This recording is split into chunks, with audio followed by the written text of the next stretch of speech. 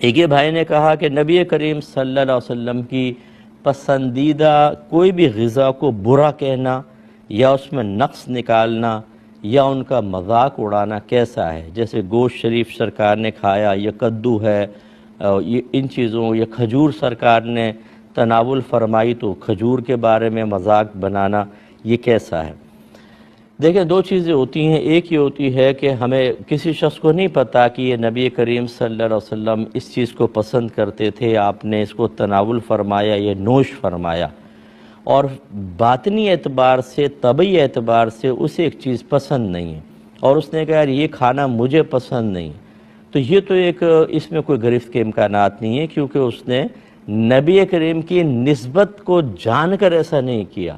لیکن اگر کسی کو پتہ چل جائے کہ یہ نبی کریم کی پسندیدہ چیز ہے اور اس کے باوجود وہ اس قسم کے معاملات جو یہ ذکر کیے کرے گا، دائرہ اسلام سے فوراً خارج ہو جائے گا، اسے تجدید ایمان اور تجدید نکاح کرنا ہوگا۔ اللہ تعالیٰ عمل کی توفیق، سمجھنے کی توفیق عطا فرمائے۔ انشاءاللہ